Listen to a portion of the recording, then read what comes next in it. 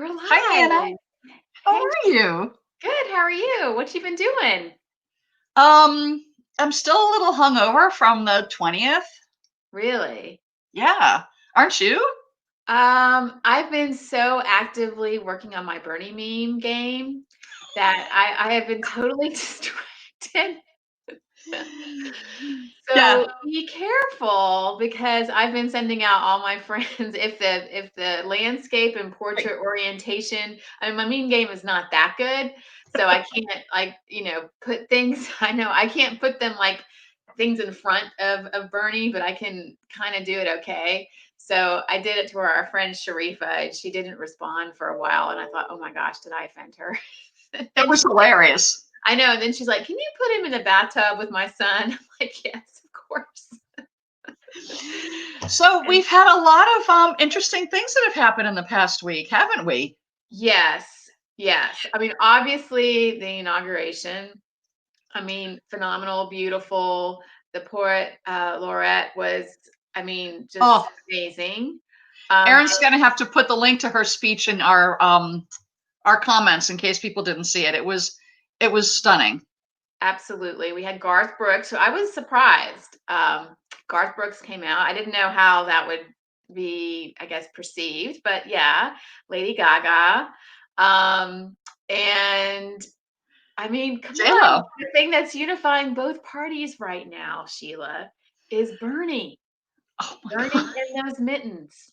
I mean, I, there's some people, I know, there's some people that are on the opposite side of the table from us. I mean, not even on the same table. Yet we're now able to talk back and forth with different Bernie memes. So who would have thought that Bernie, Bernie. watch out, Melinda, because you sent out a picture of you and your sons that is just perfect for a Bernie meme. So Bernie meme is going to be riding the merry-go-round in just a second. And Anyway, see, Bernie can come right here and read a book. yeah, I'm not that good to do it live, and I do have a job, so I can't really do it. But anyway, my point is that we're at least able to speak about Bernie. Bernie is, you know, crazy, not even a Democrat until just recently, right? And Yep. so we are, it's amazing that this little thing is able to bring us both together.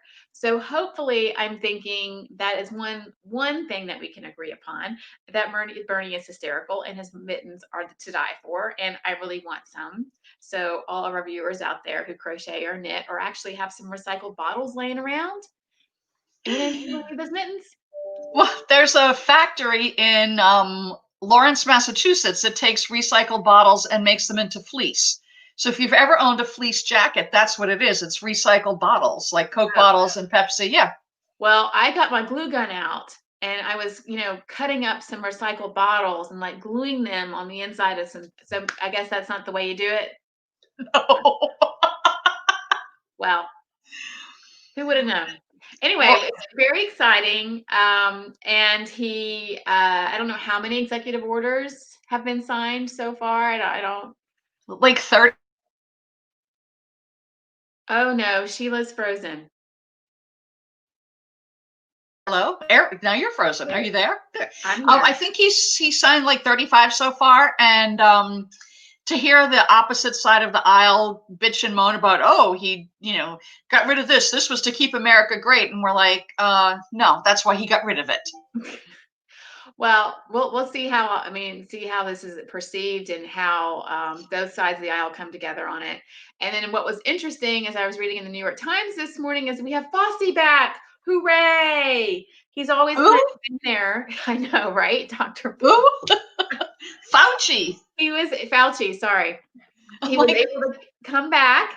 And he actually hasn't been gone, but now he's able to speak freely. And you can just kind of see when he speaks, he's just relieved that he's able to share science and facts and try to explain how, we use the best information we have to make decisions, recommendations. As those things change, recommendations can change. So it's just a breath of fresh air. well, it's funny. Somebody put the picture of him when he was behind Trump going like this when he talked about injecting bleach, and a picture of him yesterday at the podium. He's like, it's like put them side by side. It was pretty funny. It was almost as good as a mitten meme.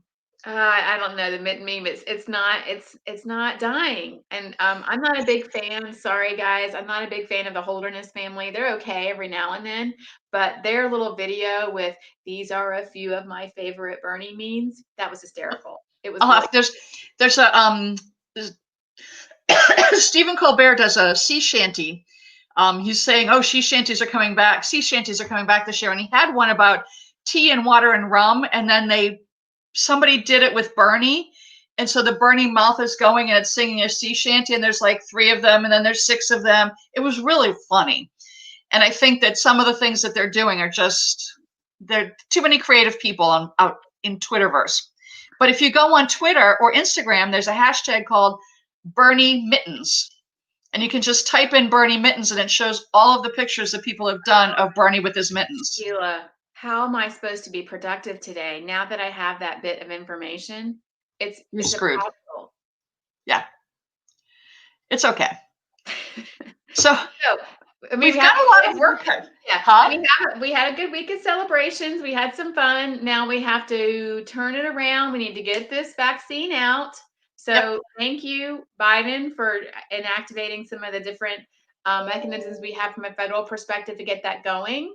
But we have that to accomplish, and then we have turn Florida blue in 22. Flip Florida blue.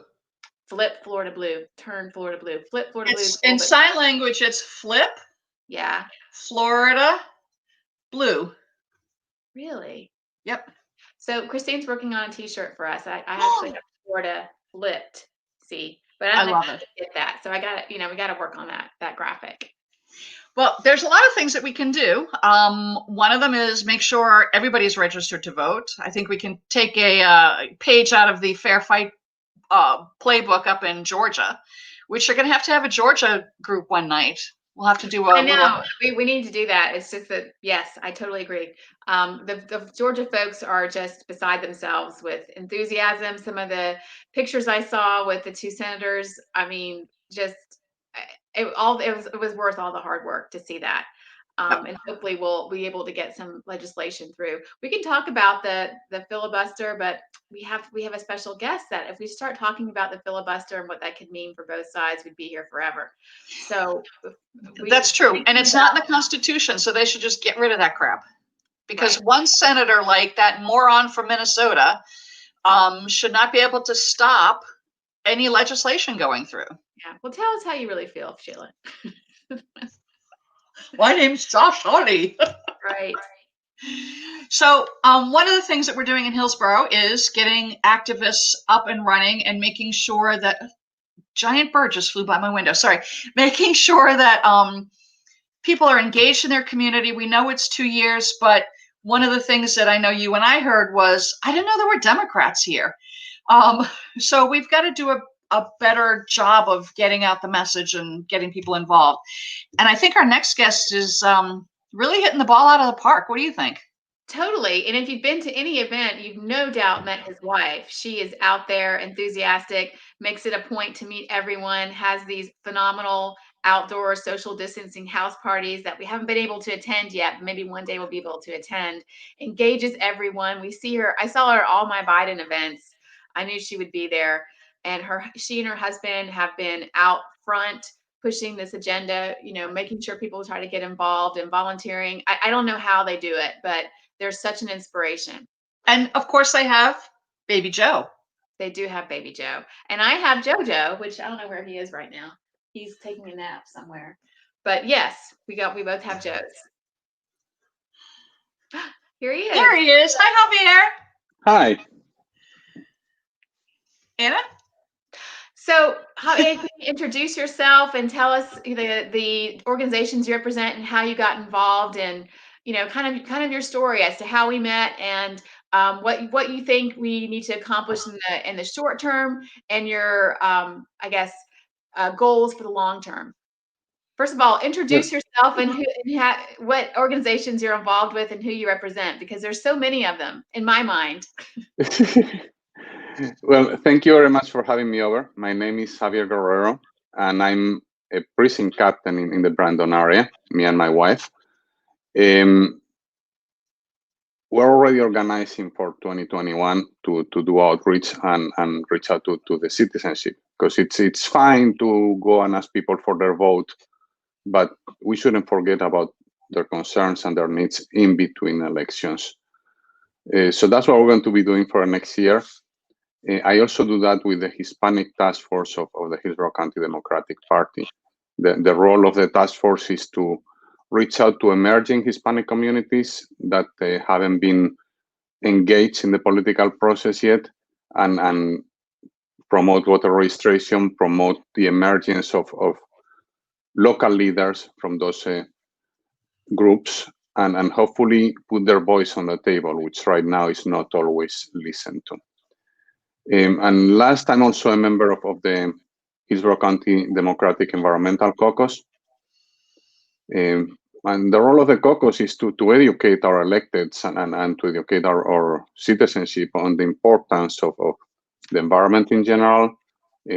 Tampa Bay is in the bullseye of the climate change, and there's a lot of things that need to get done, and many of them can be done at the local level. So Javier, tell us a little bit about what kind of emerging Hispanic, I guess, groups there are in Hillsborough County.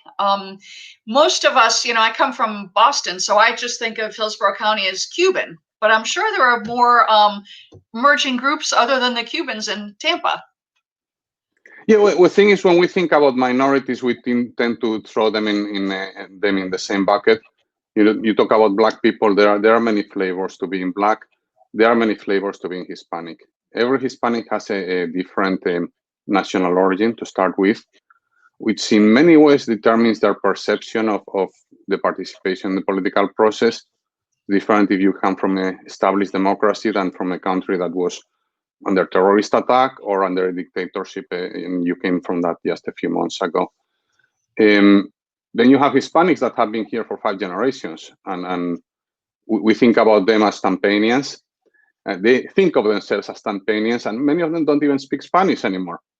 So there's a whole variety of Hispanic communities that have different concerns, and it's important to understand those concerns and reach out to them in the appropriate manner. If you come from Cuba, you have a certain sensitivity, and we saw that exploited by the Republicans in the last election. Doesn't mean that Cubans are all Republicans. About 1/3 of them vote Democrat. But we have to listen to them. We have to share their concerns. We have to understand their concerns. And then it's when we can speak not in a generic manner, but really in a sensitive manner about what the real issues are. If you are Puerto Rican and you arrived to the Tampa Bay area in the last 6 months, you're probably looking for an affordable housing arrangement and still working on it. Now, if you're going to ask someone like that to vote, you better be there when they have a need. That I never would have thought of it that way. Thank you. So what's the main goal of the Hispanic outreach for the next year? And what can we do to help you with that? Well, the way the Hispanic Task Force got started was we observed that the Hispanic participation is below average in voter turnout. And in a county like Hillsborough County, which is solidly Democrat, but the Republicans can make inroads easily, it's important to get everyone to vote. So the way to reach out to those communities that are not engaged in the political process was a long-term effort that we're continuing now, where they get a voice. That was the approach. It was important for this election, and it's going to be even more important if we want to turn Florida blue. We saw in this election in South Florida that the Hispanic community have been neglected, and the outreach have been done by the Republicans, not by us. That was what happened there. So yes, we have to get that granularity for all communities, not just Hispanics. And I think that's what the new leadership of the Florida Democratic Party could bring to the table. I was very excited to see that they had picked Mr. Diaz. I was sad that they didn't pick Ione because she's from here. But I think that having someone who is Hispanic who is from Miami, where it was solidly Republican on the Hispanic side, can really help us with the state. I think that it'd be a good thing for the state to help, to flip it blue. I think it's an opportunity. I have an open mind. I haven't met Mr. Diaz yet, but I'm happy to see that the Hispanic is at the helm. And now the onus is on him to prove that he can do it. Yep. And yes, I also like very much Zion and was disappointed that he didn't get elected. I know, it was sad. So it's interesting. You mentioned how the Republicans reached out effectively to the Hispanic community in this last election. What specifically are the plans in terms of reaching out from a Democratic or non-Republican, not only just Democratic, but non-Republican outreach to the Hispanic community for future elections, and especially with 2022? At the county level, we're going to be reaching out through the Hispanic Task Force. Mm-hmm. Then there's the Hispanic Caucus of Florida, which is reorganizing and strengthening their strategy substantially. And then we have to see what the FDP comes up for as a policy.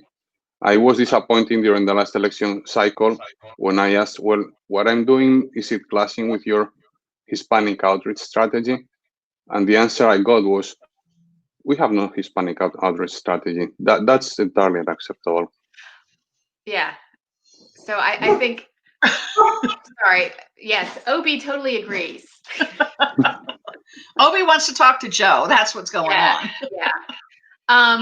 So, I mean, a strategy would be good, because I think there's a lot of us that saw the favorable results and the people that were able to vote in Georgia. So I want to, I'm hoping that we can use that sort of inspiration to try to get out in front of this and help people get people to the polls and outreach to that community. The other thing I wanted to turn to, I'm gonna kind of use my work hat for a minute, but from the environment perspective. So not only are we seeing some changes in the White House as it relates to the environment, but we're also seeing it from a corporate perspective. There is an initiative that's actually being asked or required from the SEC to describe for companies, publicly traded companies, their ESG perspective or their mission, which is environment and social responsibility, or social, it depends on how the acronyms are. It could be environmental, social responsibility, governance. So that is becoming key for corporations to make sure that they're on the forefront, or it's disclosing to their investors as to how they're complying with the environmental initiatives. So with Hillsborough County trying to attract more employers to Hillsborough County, what are your thoughts on what Hillsborough County should be thinking of in terms of proposing or having a commitment to different type of requirements to both encourage corporate development or corporate interest, and then give back to our environment and to our citizens? Well, I think that the first step is to have a clear priorities. We have a Democratic majority in the Hillsborough County Board of Commissioners. We have Democratic majorities in the school board and in several of the cities, including the city of Tampa. Yet it's difficult to have them commit to meeting a zero emissions level in a reasonable amount of time. And that's just a declaration of intent. It's not even a plan. I would expect them to have a plan. And I would expect them to have standards on the kind of industries that they expect to, or that they would like to arrive to the Tampa Bay area. We have a role in that as citizens. We need to reach out to the community, to these boards as they meet, and let them know that it's important for them to commit to the environment. Tampa Bay is actually in the crosshairs of climate change. We're one of the 10 cities that are more endangered by climate change, by the consequences of climate change. So I would expect the local leaders to be very, very aware and conscious of these things. Yeah, right. So I would think maybe, are you suggesting an email campaign, a texting campaign to all of our Democratic Hillsborough County commissioners? What is the strategy in terms of trying to make sure that this is actually a commitment? I think that it's important to do it in a personal manner. They all have their contact listed, both the email and the phone numbers in their websites. And it's important, yes, when we feel that they are dropping the ball, to reach out to them and say, I'm a resident of the area, I'm a voter, and my view is not the same as the view of this big corporation, be it a phosphate company or a sugar company or a power company. We have different priorities as citizenships, and you're supposed to be representing us. If they only hear from those big companies and they don't hear from us, then of course they are going to, any open-minded person that is willing to listen will listen to all sides. So if they only hear one side of the story, that's what they're going to go with. Right. And I would actually argue that it's not actually two sides anymore because of this now focus on environmental. So I'm thinking outside the box here, that maybe we should have a week of emailing and interest in environment to make, whenever that comes up on the agenda, to engage all of our viewers and the support here to help these commissioners understand our point of view and the constituents they're representing. So Sheila and Yes. Aaron, maybe we should have a week of emailing environmental week. Well, we can start now. Javier maybe can help us out here. There's a master plan review down in Waimama, and one of the things that the residents of the south part of Hillsborough County are concerned is that with the amount of development, they're going to have to start rationing water in the south part of the county. And it's the year 2021, and I don't think we should be rationing water. If we can do something to mitigate that, I think that would be a really good thing. And I'm not sure, are they meeting this week or is it next week to talk about the plan in Waimama? Do you know, Javier? I'm not sure if it's this week or next week, but it's pretty soon. Okay. And really the concern there is that the development that is having is not being paid for by the developers. There are continuous exemptions on impact fees. There are actually enticements for building without planning for the infrastructure. And that's the county commissioner responsible for that. Each one of the county commissioners, when they vote, they should keep in mind the interest of the whole county. I totally agree with you that's just nuts. Right. One of the other things that we should talk about while we have Javier on is environmental justice and looking at what we can do to help communities that may not be as politically engaged, to get them to understand how the environment impacts everything that they do. I think we've seen examples with Flint Water when the county commissioners said, oh, we're not going to get water from here. We're just going to take it from the river and we're not going to deal with anything. And it's impacted the people of Flint, Michigan for a very long time. How can we engage our citizenry to understand that things that are happening on the building side of the county impact our lifestyle? I don't think people get that kind of connection. That if you put 10,000 homes here, yeah, you're going to have traffic and yeah, you're going to have to build more schools. But I don't think people understand that the water's going to be impacted.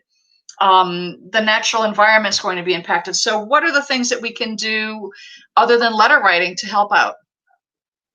Well, the first thing you have to do is get their attention and educate. If we're talking about marginalized communities, first thing that we need to do is show a concern and willingness to listen to what their situation is. I've been working with the Hispanic community, with marginalized groups of the Hispanic community, and the first thing I noticed, they were not wearing masks. So I had to ask them, so what drives you not to wear masks? We know that Hispanics suffer 4 times the average of COVID than the regular population, and there's an educational factor. Then there's the priorities of people that have to make a living, because if they don't show up to work, regardless of what it is, they are not going to be able to pay for food and for housing in the next week. So those concerns have to be also taken into account with sensitivity. It's the same thing when it comes to return to school. If I have the luxury of having my children going to school via Zoom for several months now, but some people in the community don't even have access to Wi-Fi, to reliable Wi-Fi, let alone computers. So how are we going to take care of that community so that they can do that? So they can leave the kids at home or with a caretaker that will keep them safe. But if we can do that, we better make sure that the return to school is done in a safe manner. It's a lot of work. Yeah, we have a lot of work ahead of us. And we're here on A Cup of Joe with Anna and Sheila. We're trying to engage the community, trying to get the word out that these issues are there, because a lot of people just don't even realize it. We're all in our own little bubbles, hopefully. I mean, as we should. But in normal life, I think there's just this part of the community that people don't really understand and would like to engage and help out. So we appreciate all the information that you provided us. And we hope to have you on in the future as some of these strategies get solidified and there's a particular need or event. We are more than happy to promote all the different organizations and caucuses you represent. Absolutely. Thank you guys. Thank you so much for being just and to use Stacy Pryor's, the beam of light at all of these events. Both you and your wife are just a complete joy. And it gives us not only, us trying to do the right thing, but I always look forward to coming to these events if you guys are going to be there. I do too. Thank you for having me over. I look instantly for you and Eve and Joe, and I get really excited when I see you guys there because I know it's going to be a really good event and there's going to be lots of interesting people. It's important to have fun too. It is. Thank you, Javier. Right. If you need anything, just give us a holler. Thanks for having me over. Bye-bye. Thank you. Bye-bye. Yay. Woo, even though we can't see her now. Who? Yeah, there she is. Hi, we missed you. We gave you many shout outs on our little show. So thank you so much. Thank you guys for everything you do. Yes, definitely. Oh, there she goes. Anyway. All right. So Sheila, we've made some great strides and accomplishments, but boy, do we have some work to do. Yes, we do. The environment. I will make sure Erin has the link for the Waimama information. I think they're having a meeting next week or the week after. So if you live in any part of Hillsborough County, or you live in Tampa, or you live in Florida, let them know that it's not really appropriate to ration water. Right. So once they develop their strategies, we'll help. I think they need to kind of get their act together and determine how they're going to do things, and we'll be there to support. For all of our viewers out there, if you know of an activity or other organization that's trying to do something, and you think our community would be would enjoy or would like to understand more how they could help, please reach out to us at cupofjoe@gmail.com. Is that right? cupofjoefh. cupofjoefh. At gmail.com. We're more than happy to have you on our show. This is a grassroots organization, not professionals. We're just trying to get like-minded people together and help out and volunteer if they can. And we've got a couple future guests that people might be. We do have future guests. One of them is Fred Wellman, who is the Who is Fred Wellman? Fred Wellman is the Veterans Advisor to the Lincoln Project. And if you've never seen the Lincoln Project, you've been living under a rock for the past 2 years. Go on their website. We've tried to get them on before, right? But they've been so busy. They were kind of busy, saving democracy. Right.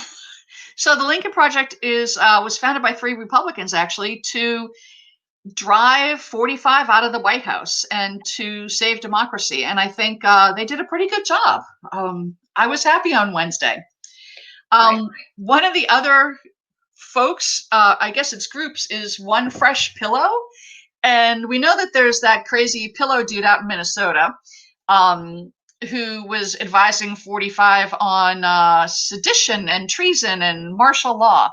But these guys are the total opposite. One of the things that they did, they're out of, I think, Erin, if you can help me, I think they're out of Tallahassee or someplace in Florida. But they sent pillows to the Capitol for all of the National Guards so that they wouldn't have to sleep on the floor.